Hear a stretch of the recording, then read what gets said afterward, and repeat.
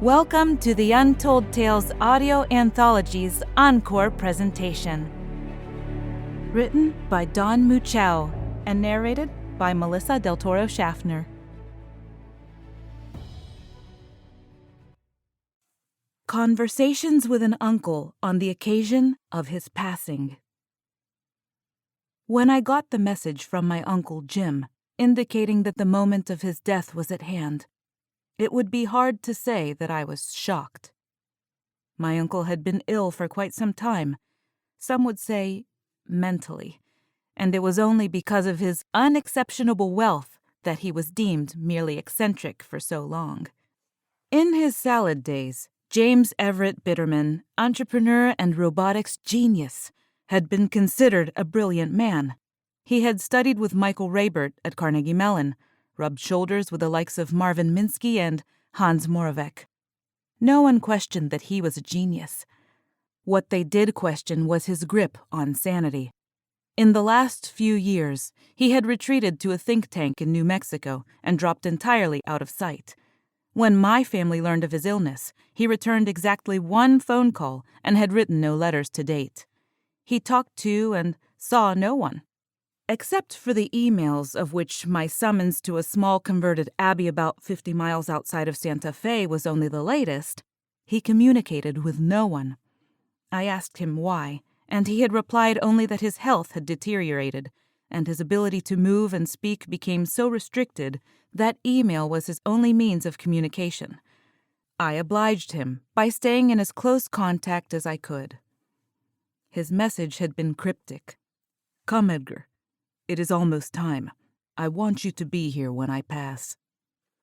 Now, here I was, behind the wheel of a hastily rented Ford Taurus, dust and cholla and saguaro whizzing past the window as the low hills dipped, surfaced, and leapt like a dolphin following a fishing boat.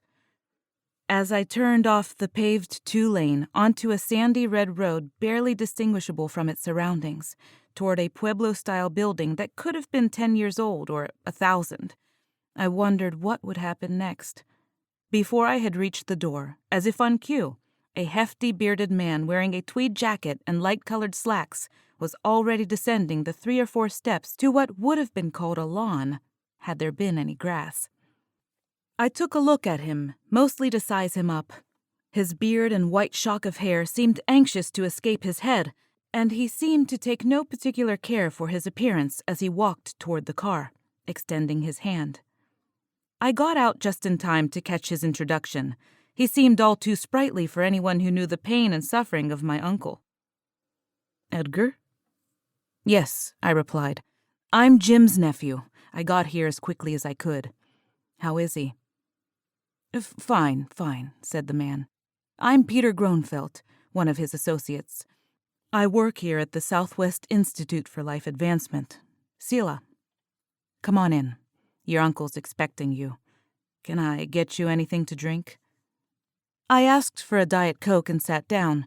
I don't know what I was expecting. Maybe guys in white jackets or scientists running around with test tubes or something. But instead, the place looked and smelled like an old house. Then I remembered it had formerly been an abbey. "We still have a little repair work to do here," he said. Gronfeldt gestured toward the back of the building with one hand, placing the other on my shoulder, ushering me in. "Pardon me. Let me get your drink and we can continue the conversation." He excused himself, and I took in my surroundings. There was some evidence of scientific study. Papers, equipment racks, and an overabundance of computers, oscilloscopes, and old furniture.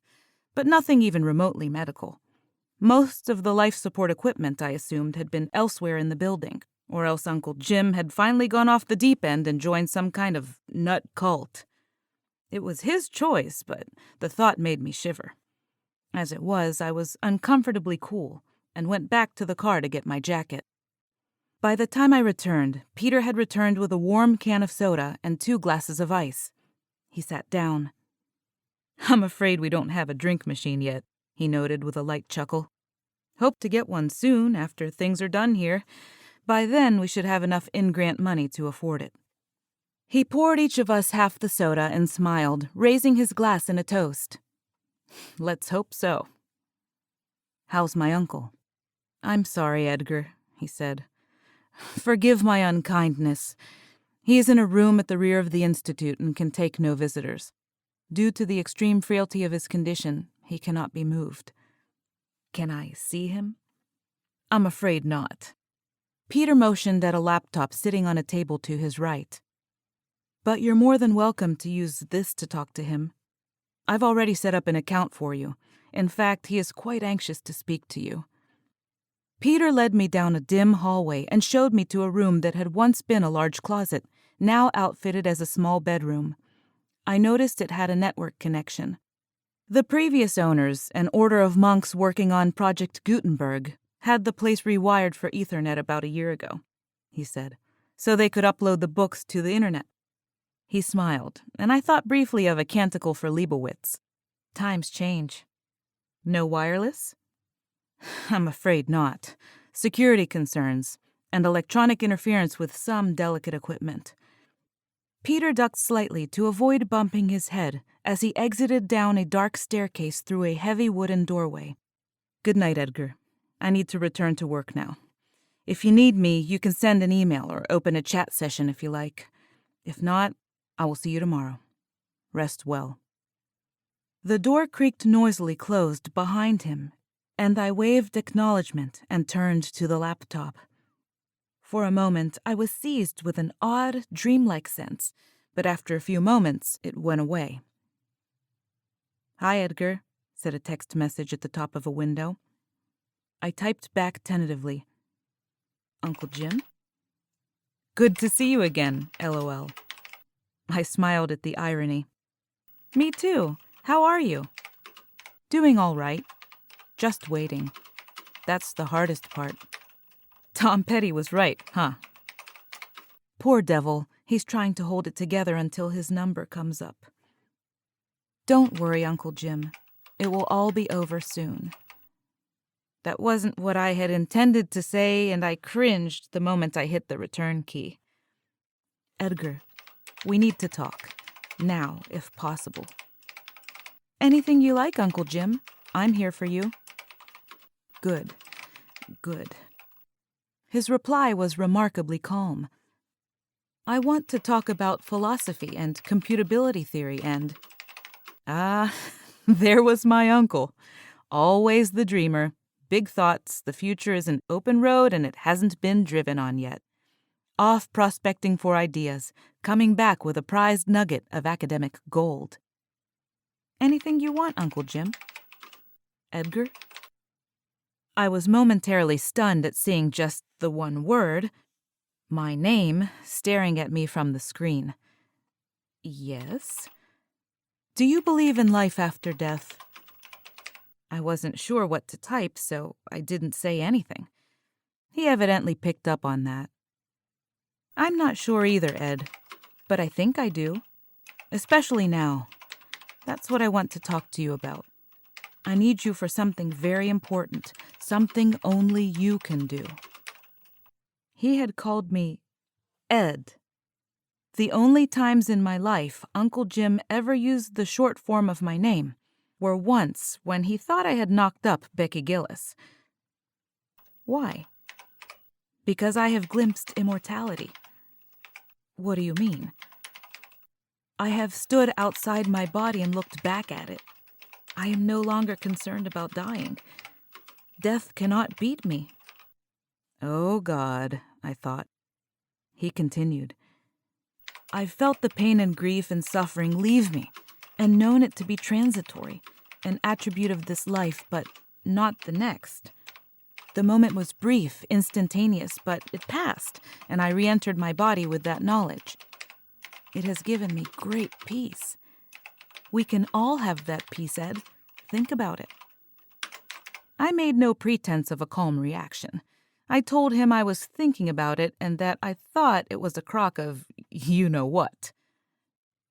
This is exactly what I was afraid of, Uncle Jim. I need you to trust me, Edgar. It's very important. I swallowed and typed a little lie. I trust you. The words were harder to say than I thought, and I waited before sending them. His reply was instantaneous. no matter what. The conversation went on like this for a while. He seemed to accept that my trust was less than full, and I think in some ways there was a tinge of respect in that. I couldn't make myself accept the notion that he had allowed himself to throw away a sizable chunk of his fortune on some crackpot venture in the New Mexico desert and spend his last days already entombed. It seemed like an incredible waste. He was stupid, not like himself at all, and then again, entirely like himself. He asked if I had heard of Alan Turing. Turing's early research into computability theory had formed the basis for almost all modern computing. Sure I have, Uncle Jim. He's famous in some circles. Jim typed back. Do you remember the Turing test? Yes, I remember. The test basically said that if you couldn't tell from typing on a terminal whether you were talking to a machine or a man, then it didn't matter. They were equivalent. This is still Uncle Jim, right? No tricks, Ed. It's still me. I just wanted to know whether you had any prejudices. I was pretty sure I didn't, but decided to be honest. Not that I know of. Good. Uncle Jim had a way of reassuring you that was near contagious. He would say good, meaning that everything was in order, no surprises, all is going well, and somehow you would start to believe it too. Doubt preserves objectivity, Edgar. Hold on to that position no matter what happens, but trust what you know. What will happen, Uncle Jim? What are you thinking about? The afterlife. How we've all been wrong about it. And the Turing test. I wanted to ask him more, but Peter came around the corner at about the same time and slowly pushed the cover of the laptop shut, forcing it into hibernation. Your uncle is tired, he said, and he has much to think about. I beg your indulgence for an hour or two while he rests. Then we'll see if he feels like talking again. He started to leave and I stopped him. I hated him without definite reason. Somehow I don't think we'll be talking again this evening, I said. Perhaps, he replied, but then, there you have it.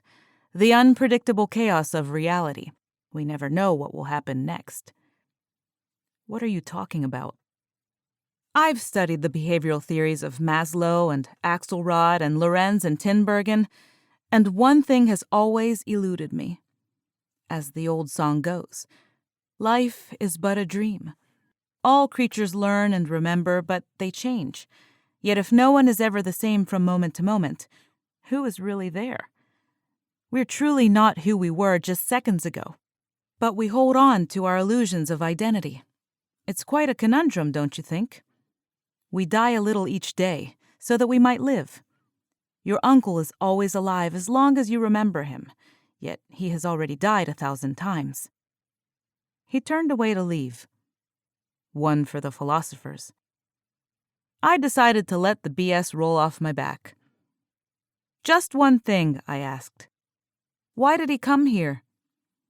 He was a visionary, Peter replied. He invested the first $10 million in the Institute and was responsible for getting several early grants from a number of major insurance companies. Without him, we would be nowhere. He shut the door and it locked behind him. The next day was not substantially different from the previous. It began with a stale cup of rancid black coffee that made me wish they had stocked more Diet Coke, and a bran muffin Groenvelt had brought in, about an hour and a half ago from the nearest convenience store. When I woke up, the laptop chat session was going again, and the message was waiting from my uncle. How are you feeling this morning, Edgar? Fine. Yourself?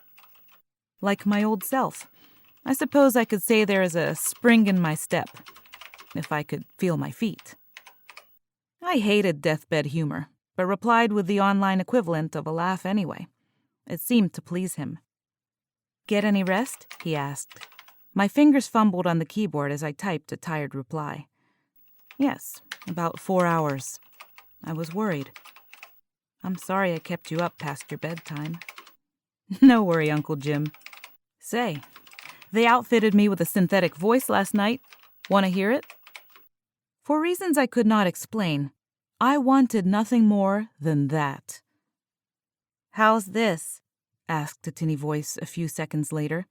"It's great," I said, glad to hear his voice again, even if I wasn't hearing it directly.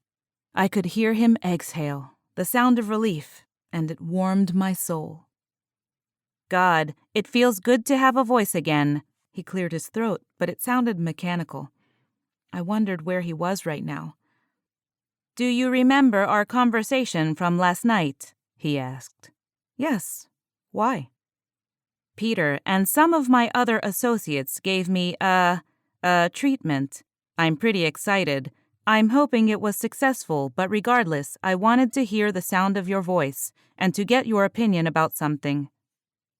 "What did they do to you?" "Pete will be able to fill you out on the details." "Of what?" "About 6 hours ago, under his instruction, a team of 6 of the best neurosurgeons in the country performed a sort of transplant on me, if you will. They've been sworn to secrecy, so I'm relying on you to make the final pronouncement of its success to the public. I must warn you, though, to be certain of your conviction that you are now talking to James Bitterman, your uncle. You will need this confidence to face the next step, and you must be absolutely certain you are talking to your uncle."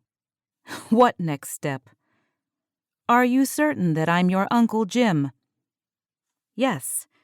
And an eternal pain in the ass. Get on with it." I remember that I had been called by Peter to observe Uncle Jim's passing. The thought of what that meant now terrified me. "You didn't will Peter any money, did you?" "Good God, no, Ed. Not him personally. Most of my money is tied up in Sela. Now with your help, the investment will begin to pay off." "I was afraid you'd say something like that." "You shouldn't be. Unless you are certain, though, we will lose it all. I've willed all my fortune to you, though if we were successful you can blow it all in one day, and it wouldn't matter. I'm not talking about the 600 or 700 million I have tied up in projects here and there either. I refer to all that Sela has learned about the human body and that I have learned about life." "You have my interest," I replied. "I don't want your interest, boy. I want your trust." The change in tone surprised me. "It's possible," he continued, "that I may be murdered by well-meaning people who do not understand or appreciate what we've done." "Why? What have we done?" I could hear him sigh. "Ed, last night, the last pulse of independent electrical activity in the brain of what was once James Everett Bitterman was transferred into a massively parallel neurofuzzy system here at the Institute. I paid for that system with every last cent I had, and now we are one and the same. That's why both your objectivity and faith were so important to me. Why it had to be you." The air suddenly felt deathly still. As I waited and listened, I could hear the fan motors of laptops, refrigerator compressors, and the tiny sounds of countless machines that sustained human life invisibly. In some ways, they were the sound of human life. I swallowed. "So what happens now?" "Pete will show you the body. It's up to you to verify for the authorities that it is quite irrevocably dead." He told me the next part would be difficult. "Don't worry about that, Ed. Death is like most other things in life, transitory. The difficult part will be dealing with the reaction of the world at large, which, despite religion, doesn't want to believe in such things as eternal life. Pete and Eckhart will deal with the scientific community as best they can, but they are scientists. It is up to you now, Ed, to deal with the rest of the world. Don't fail me. I beg you." My throat felt tight, and my lungs felt like they would explode. In seconds, I went from nervous to calm, then to exhilarated. Uncle Jim sounded nervous, too. For the first time since his death. But the son of a bitch had done it. And we were all going to be trillionaires.